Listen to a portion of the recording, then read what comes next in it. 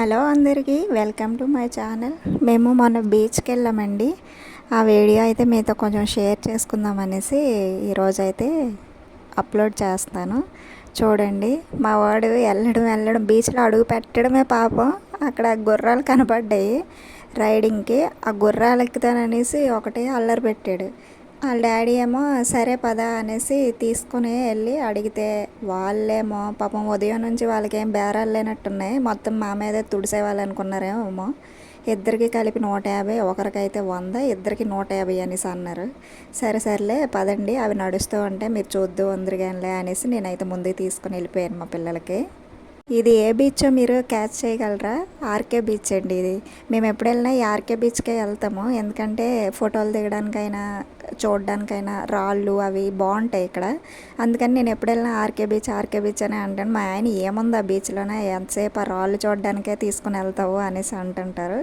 కానీ ఏదైనా ఒక విషయం చెప్పాలంటే అండి, మనకి ఎన్ని బాధలున్నా ఎన్ని ఇబ్బందులున్నా ఏదైనా సరే సముద్రం ఒడ్డుకి వెళ్ళి అలా కూర్చొని ఆ కెరటాలని చూస్తూ ఈ వచ్చిపోయే వాళ్ళని చూస్తూ ఉంటే కొంచెం ఎందుకో తెలియదు కానీ తెలియని మనశ్శాంతి అనిపిస్తుంది. అందుకోసమే నేను బీచ్కి వెళ్తాను. మా పిల్లలైతే వెళ్ళడమే మునుగుతాం అనేసి ఒకటే అల్లరి చేశారు. అవి చూస్తుంటే కెరటాలేమో చాలా పెద్దగా వస్తున్నాయి. ఇంకా మునుగుతామంటే కొంచెం సేపు చూడండి, చూసిన తర్వాత అప్పుడు మునుగుదరులే అనేసి అయితే నేను చెప్పాను.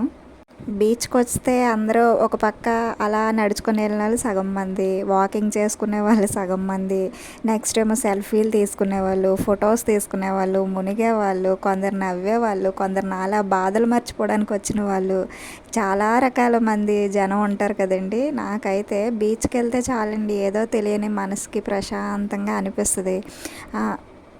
అవునులే అమ్మా, నువ్వైతే వైజాగ్లో ఉన్నావు, బీచ్కి ఎప్పుడు కావాలంటే అప్పుడు వెళ్తావు, మీ ఆయన గారు తీసుకెళ్తారు, మేము ఎక్కడో ఉంటాం, మాకేం ప్రశాంతత లభిస్తుంది అనేసి అంటారేమో.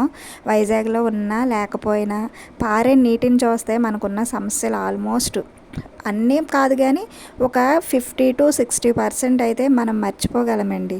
అక్కడ వరకు మాత్రమే. మళ్ళీ ఇంటికి తిరిగి వచ్చిన తర్వాత ఆ సమస్యలు అలాగే ఉంటాయి కానీ వాటిని మనం మార్చాలంటే కొంచెం టైము, కొంచెం ఓపిక రెండు కావాలి. సరే, ఇక్కడైతే మా వాళ్ళు నెమ్మదిగా ఫస్ట్ అయితే వాటర్లోకి ఎంటర్ అయ్యారు. చూడండి మా వాడు అదిగో. మా పాప ఏమో వాడిని తోసేసింది, కిందన కూర్చున్నాడు. ఆడు కూడా సరైన వాడు ఏం కాదులేండి, ఆడు కూడా దాన్ని లాగేశాడు. ఆఖరికి ఇద్దరు కలిసి ఎలాగైతే ఏమి వాటర్లోనైతే ఫుల్ తడిచిపోయారు.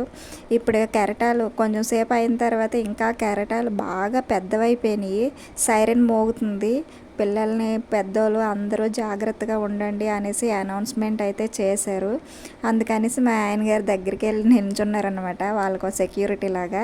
వాళ్ళేమో వెనక ముందు ఏం చూడట్లేదు, ఇంకా కెరటాలు ఎంతెంత కెరటాలు వస్తున్నాయో. అయినా సరే అవి ఏం పట్టించుకోకుండా వాళ్ళ ఆటలు ఆలవే అంతే. బీచ్ అంటే వాళ్ళకి ఎన్నిసార్లు వెళ్ళినా సరే ఇదే అవుతూ ఉంటుందండి. రిపీట్గా ఇదే జరుగుతుంది. ఎప్పుడు వెళ్ళినా సరే ఈరోజు వెళ్ళామా, మళ్ళీ రేపు కాకుండా మళ్ళీ ఎల్లుండి తీసుకెళ్ళినా మళ్ళీ మేము అందులోనే స్నానం చేస్తాం అనేసి అంటారు. మా పిల్లలకి అదేం పిచ్చో నాకేం అర్థం కావట్లేదండి బాబు. ఇక వాళ్ళైతే మొత్తం మునిగేశారు, ఫుల్గా తడిచిపోయారు. నేను వద్దు రండి, జలుబు చేసేస్తుంది.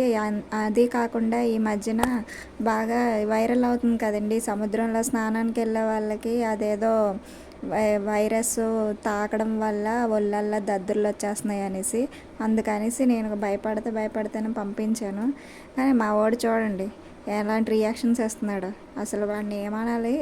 చూడండి, సెటిల్ అయిపోయారు, ఇంకా ఇసుకలోన సెటిల్ అయిపోయి ఏంటో వెతుక్కుంటున్నారు అనుకుంటున్నాను నేను. వాళ్ళు సంపాదించింది ఏంటంటే బీచ్కి వచ్చిన ప్రతిసారి ఇదిగోండి ఇలాగా ఏరేసి నా దగ్గర పెడతారు. నన్ను అక్కడ సెక్యూరిటీ గార్డ్లా కాపలా పెడతారనమాట. ఆఖరికి అవి మళ్ళీ అందులోనే పడేసి వచ్చేస్తారు.